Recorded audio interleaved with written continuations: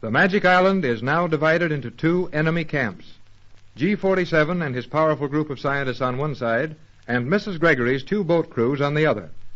Johnson's rescue boat is now lashed to the yacht, and the two ride easily in the surface lock between Piers 4 and 5 on the Isle of Euclidia. The scene is the radio cabin of the yacht, the cabin that is protected from the eyes and ears of the Euclideans by the seaweed cloth. Captain Bradford and Mrs. Gregory are explaining to Jerry and Joan some of the things that happened on the yacht while the young people were in the submarine. But, Mother, Jerry is overly enthusiastic about the attitude of the submarine commander. No, I'm not, Mrs. Gregory. That girl was doing a lot of thinking about what Joan and I told her. She's got the idea that maybe these Euclideans aren't so hot after all. Yes, I'm inclined to agree with Jerry about that, Joan. Out of all the people on this island, it's only reasonable to suppose that some of them aren't any too happy. Yes, Tex, I think Jerry is quite possibly right, though we should be very careful about taking this girl into our confidence. Well, she told me she didn't want to know anything about our plans. I guess she was afraid of what G-47 might do to her to make her tell if he guessed she knew anything. That is reasonable, Jerry. G-47 would find some terrible way to make her disclose your plans if he found that she knew them. Well, never mind about that now. Tell us just what happened here on the yacht. You know, old G-47's going to come busting over here any minute and ask a lot of questions. And, we'd all better give the same answers. For one thing, we are absolutely sure that G-47 doesn't know the pigeon arrived with the message from Johnson. And we've got the pigeon hidden in the canvas locker so he won't notice it's aboard. That is fine, Captain. If you are sure G-47 does not suspect you received a message. I know he doesn't, or he would have tried to find out what it was or take it away from me long before this. I'll say he would. And Tex has destroyed the message, so we're safe on that count. Just what did the message say? That Johnson was transferring to another boat which he had hailed and was going to get to Los Angeles as quick as he could and get my formula ready to come back here and destroy this island and rescue it. But, Captain, how could the island be destroyed without destroying us also? Tex will explain all that to you when we have time, dear. How about that formula G-47's got now? The one he took away from McLeod when he thought Mac was Johnson. What's that? It's a formula that will make something which will keep old G-47 busy for a long time when he finishes it. I am confused about all these formulas and messages, Captain. Will you explain it for me? Yeah, me too. Joan and I were in the sub while all this was going on. Guess we missed plenty. Well, you see, the message we sent with the pigeon to Johnson, the message he finally received, contained the number of a safety deposit box in Los Angeles, with instructions and authority to have it opened, and Tex's formula taken out. Then Johnson will have that compounded, return to the island here, and rescue us by using the formula to dissolve the island. Clear?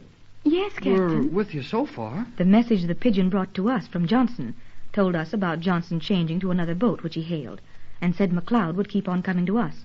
And when the boat was captured, we were to introduce McLeod as Johnson. I got that much of it all right. But how about the formula G-47 took away from Johnson? I mean McLeod. Where did that come from? Why, Johnson wrote it out and gave it to McLeod, knowing it would be taken from him. And he printed it instead of writing, so there would be no question of my handwriting. Then G-47 actually believes the formula he's now working on, the one he took from McLeod, is your universal solvent. No doubt of it, Joe. Yes, dear. G-47 is thoroughly deceived on that point. But when they make this formula up in their laboratories, and it isn't a solvent, the trouble will start all over again. Yeah, the trouble starts all over again. But this time, I think it'll be more trouble for G-47 than it is for us. What do you mean, Captain? Well, the formula they have now will really make something. And I hope there's a whole bunch of these Euclidean scientists working on it when I get it finished. There will be. I heard G-47 order every scientist on the island into the central laboratory to work on this formula. Then there's a chance of your desperate plan succeeding, isn't there, Tex? The more of these Euclideans there are in that laboratory, the better our chances are. What chances, Captain? What do you expect will be the result of the compounding of the formula? That laboratory will immediately be filled with a gas which will put every living thing in the room to sleep for hours. Gee, won't they have time to do anything about it? Not a chance, Jerry. When the last ingredient is added to that formula and the resulting liquid raised to a certain temperature, the gas will form with the speed of an explosion. Combustion is practically instantaneous. And enough gas will be blown around the room in less than a second to put 1,000 men to sleep. But, Captain, they will only be asleep. The gas will not permanently harm them. Is that not so? Right, Joan. Then when they wake up, terrible things will happen to all of us. I've been afraid of that too, Joan. But Tex says those men will sleep long enough to give us a chance to take command of the island. And they'll wake up our prisoners. Golly whiskers. That's sure something. Oh, that is wonderful, Mother. But are you sure it will work, Captain Bradford? There's no doubt of it. And we'll have time to do some planning before that happens.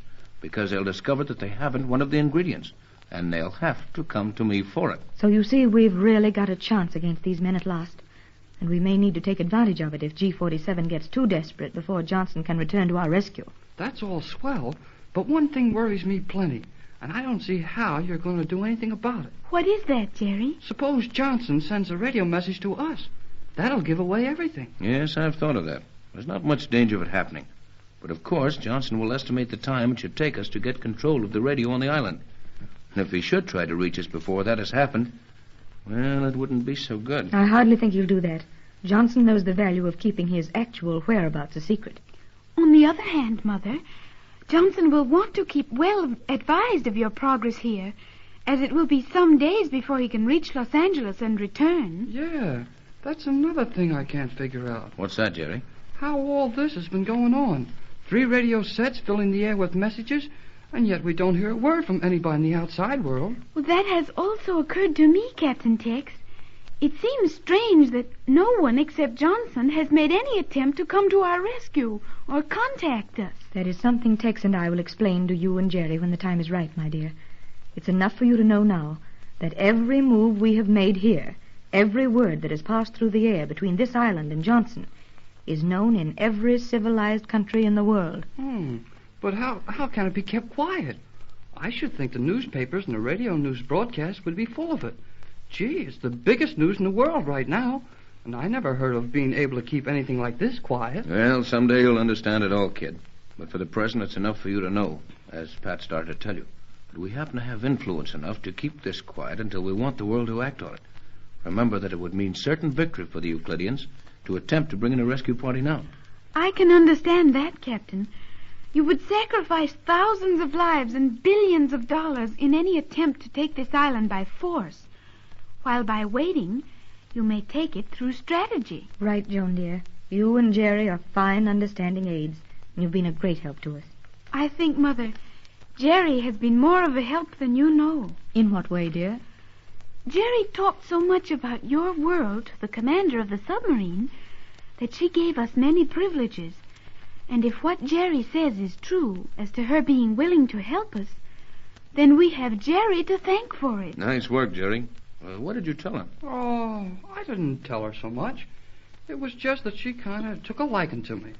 I guess she knew it never saw a fellow like me before. And then when she got kind of stuck on me, it was easy to get her on my side.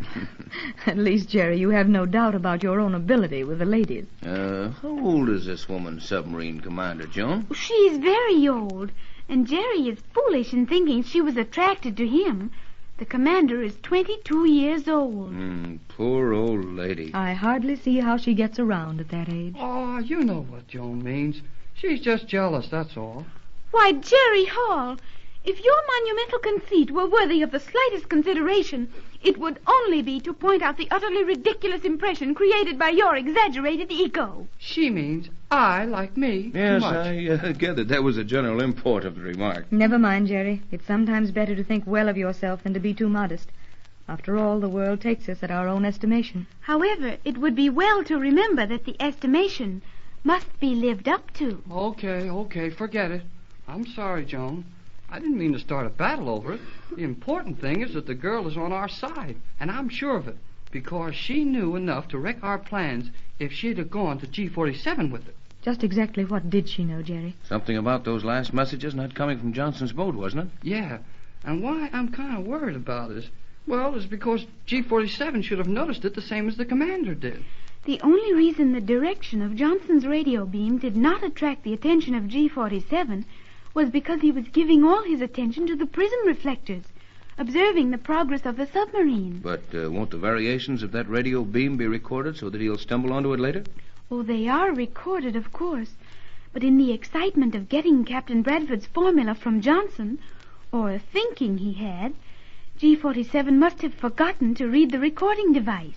Then Johnson's secret is safe only until G-47 decides to take a look at the records in that device. I'm afraid that's it. But maybe he'll forget it altogether. How often are the plates or rolls or whatever the record is traced on, how often are they replaced, Joe? Every 24 hours, a new roll of sensitized metal is inserted in the recording devices. Then the old rolls are safely stored away. Looks like we've got a chance if G-47 doesn't look at that roll. How did the submarine commander discover that Johnson's messages were not coming from his boat? Well, she's got one of those directional beam recorders on the sub, and she watched it like a hawk. Oh. I guess she knew from the message that something was funny about it. Also, she would have noticed the loss of strength in the beam, as Johnson was getting farther and farther away when he was supposedly talking from the very boat we were towing. Well, if that girl commander knew all that and still kept quiet about it, Jerry's right. She's on our side, no doubt about it. Is there anything we can do now, Tex? I mean, can we further our plans in any way? I should think the best thing would be to just sit tight and act sorry for ourselves. An excellent idea, Jerry. If we act as if we had any plans, G-47 would soon sense that our position was not as hopeless as we pretend it is. Quiet. I've got a good view of the pier through this porthole. G-47 is coming, and he's in a hurry. I'm afraid that'll mean bad news. Don't give up too easy, Mrs. Gregory. I think we should say nothing more. Right, Joe. Just sit still and look hopeless. Come in. Oh, Tex, it's G-47. Precisely. You will come with me to the other boat at once, Captain Bradford. I need some of your materials to complete the formula. Don't give them to him, Tex. No use being foolish, Jerry. I'll come, G-47. At least, Captain Bradford, you have intelligence enough to realize that your position is quite hopeless. You win, G-47. Come on, let's get it over with. Oh, Jerry, I'm afraid our last hope is gone. Things are working out just as Tex said they would. And when G-47 gets those materials, he can finish the formula Captain Bradford gave him. Yeah, Tex wants him to finish it, and we'll all be on our toes when it happens. Then we'll show him how to run this island for a while.